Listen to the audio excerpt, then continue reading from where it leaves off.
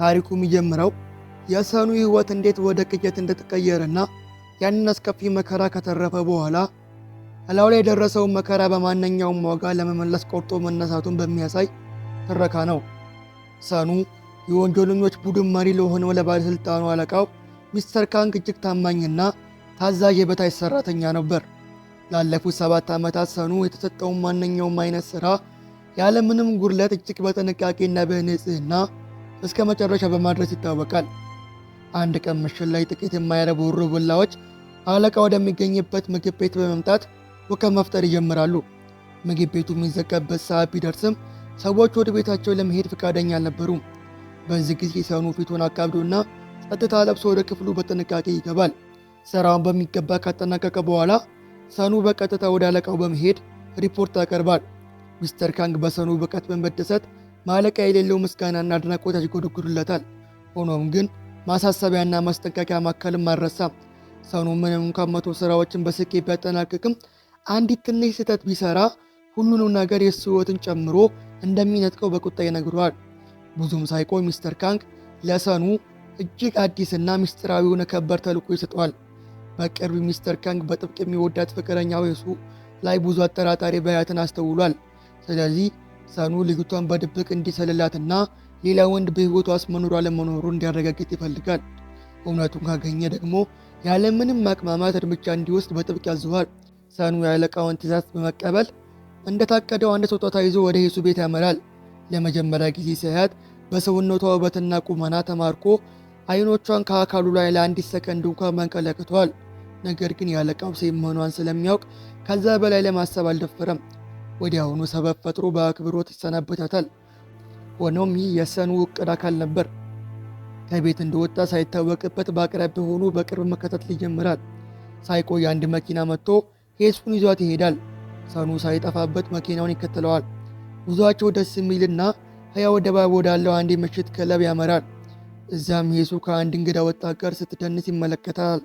ነገር ግን ከዚያ ባለፈ ሌላ ምንም የተለየ ነገር አይከሰትም። ምሽት ላይ እስከ ቤቷ ድረስ ሲከተላትም ወጣቱ ልጅቷን በር ላይ አውርዷት ብቻውን ይሄዳል። ይህንን ያየው ሰኑ ሄሱ ያንን ወጣት ጋር ጓደኛዋ ብቻ እንደሆነ ያስባል። በማግስቱ ጠዋት በአለቃው ትዕዛዝ መሠረት ሰኑ ሄሱን ይዟት ወደ አንድ ትልቅ ምግብ ቤት በመሄድ የምሳ ግብዣ ያደርግለታል። በመቀጠልም ወደምትማሪበት የቪዮሎ ሙዚቃ ክፍል ይደርሳታል። ሰኑ ከበሩ ውጭ ሆኖ ልጅቷን በከፍተኛ መማረክና አድናቆት በትኩረት ይመለከታታል። ይህ ሰኑ በሕይወቱ ለመጀመሪያ ጊዜ በአንዲት ሴት ላይ እንዲህ አይነት ጥልቅ ስሜት ሲያሳየ ነበር። የቫዮሊው ጣፋጭና ማራኪ ድምፅ የሰኑን ልብ ባልተጠበቀ ሁኔታ ያንቀጠቀጠው ይጀምራል። በዚህ መሃል ግን ሌላ መጥፎ ነገር ይፈጠራል። ሰኑ ባለፈው ቀን የደበደባቸው ወሮበላዎች ሌላ ተቀናቃኝ ወንጀል ቡድን አባላት ነበሩ። የድሮ ቂም ለመበቀል ሰኑን ይፈልጉታል። ሰኑ ይቅርታ ከጠየቀ ጉዳዩ እንደሚያበቃ ቢነግሩትም እንደ ሰኑ አይነት ግትር ሰው ይህን ሊያደርግ አይችልም። ይህም ሁኔታውን ከመቼውን ጊዜ በላይ የከፋ ያደርገዋል። ሰዎቹ በሰኑ ላይ ከፍተኛ ቂምና ጥላቻ ይዛሉ። ሰኑ የደረሰበትን ክስተት ትቶ ሄሱን ለመውሰድ ወደ ሙዚቃው ክፍል ይመለሳል። ሳይታሰብ ግን ያ ባለፈው ያየ ወጣት እንደገና በቦታው ይከሰታል። ወጣቱ ሳያውቅ ልጅቷን ይዞ ወደ ቤት ያመራል። ሰኑ በጥርጣሬ እየተቃጠለ በስውር ይከታተላቸዋል። ሄሱና ወጣቱ አብረው ወደ ቤት ውስጥ መግባታቸውን ሳይ ጥርጣሬው ይበልጥ ስለበረታበት ሰኑ ምንም ሳይሳቀቅ በቀጥታ ሰብሮ ወደ ቤት ውስጥ ይገባል። በትክክልም መጀመሪያ የጠረጠረው ነገር እውነት ሆኖ ይገኛል። ሄሱና የወጣት ተራ ጓደኛሞች ሳይሆኑ እውነተኛ ፍቅረኛሞች ነበሩ። ሰኑ ወዲያውኑ ለአለቃው ሪፖርት ለማድረግ ስልኩን ያወጣል። ነገር ግን የሄሱን የፍርሃት አይኖች ሲመለከት ስልኩን መጨናቀቶት ልቡ ይከፈላል። ይህንን መረጃ ለአለቃው ከሰጠ ልጅቷን በጭካኔ እንደሚገላት በሚገባ ያውቃል። ስለዚህ ለአፍታ ካመታ በኋላ ለአንድ የመጨረሻ ዕድል ሊሰጣቸው ይወስናል። ነገር ግን አሁን በዚህ እርስ በእርስ በፍጹም እንዳይገናኙ ቅድመ ሁኔታ ያስቀምጣል። እሱም ምንም እንዳልተፈጠረ አድርጎ ሚስጥሩን ለመጠበቅ ቃል ይገባላቸዋል። ወደ ቤቱ በሚመለስበት ሰዓት መንገድ ላይ ሰኑ ቤተሰብና በግራ የተጋባ ስሜት ውስጥ ሆኖ ብዙ ያስባል። ይህንም ማድረጉ ራሱን ትልቅ አደጋ ውስጥ ሊከተው እንደሚችል ቢያውቅም በሰራው ነገር ምንም አልተቆጨም። በዚያው ምሽት አንድ በሞተር ብስክሌት ላይ ያለ ወጣት ያለ ምንም ምክንያት ሲተነኮሰው ሰኑ በጥልቅ ያዝናል። ችግር ላለመፍጠር ችላ ለማለት ቢሞክርም ሰዎች ግን ትንኮሳቸውን ይገፉበታል። ነገር ግን በዚያው ምሽት ያልተሰበ ነገር ይከሰታል። አለቃው ሚኒስትር ካንግ በከፍተኛ ቁጣ ተሞልቶ ኬሱን ፍለጋ ይመጣል። ልጅቷ ሆን ብላ እሱን ለማስወገድ ስትሞክር ሲያይ ሚስተር ካንግ ኬሱ ሙሉ በሙሉ እንደተቀየረች ይረዳል። ከጀርባው በስውር ሌላ ወንድ እንደምታገኝ ሙሉ በሙሉ እርግጠኛ ይሆናል። ይህ በእንዲህ እንዳለ ሰኑ በገዛ ቤቱ ተኝቶ ሳለ ሲነቃ ራሱን በከባድ ሁኔታ ታስሮ እና በአየር ላይ ተንጠልጥሎ በታላቅ ስቃይ ውስጥ ያገኘዋል። የወንጀሎች ቡድን አባላት ለሰኑ በሕይወት ለመኖር የመጨረሻ ዕድል ይሰጡታል። ለሥራው ስህተት ይቅርታ ጠይቆ ሕይወቱን እንዲያተርፍ ቢነግሩትም ይቅርታ የሚለውን ቃል በሰኑ መዝገብ ቃላት ውስጥ የሌለ መሆኑን እምቢልኝ ይላል። ሰዎቹ ከእሱ ጋር ጊዜ ማጥፋት ስላልፈለጉ እሱን በጭካኔ ለማሰቃየት መሳሪያቸውን ማዘጋጀት ይጀምራሉ። በድንገት የሰኑ ስልክ ይጮኋል። የደወለው ሌላ ማንም ሳይሆን ራሱ ሚስተር ካንግ ነበር። ሚስተር ካንግ ሰዎቹን በአቅራቢያ ወደሚገኘው አንድ ባዶ መሬት እንዲመጡ ያዛል። ሰኑ ከገሃነም የተፈታ ቢመስልም እውነተኛ አደጋ ግን እዚህ እንደሚጠብቀው ነበር። ከፊቱ ቆሞ ለ7 ዓመታት ያለምንም ስህተት በታማኝነት ያገለገለው አለቃው ሚኒስትር ካንግ ነበር። ሰኑ ፍቅረኛዎቹን ሳይገድል ሚስጥር በመጠበቅ ምክንያት አሁን ትልቅ መከራ ውስጥ እንደሆነ ይረዳል። ያቺ አንድ ስህተት እንዲህ ያለ የህይወት ዋጋ ታስከፍለዋለች ብሎ በፍጹም አልገመተም ነበር።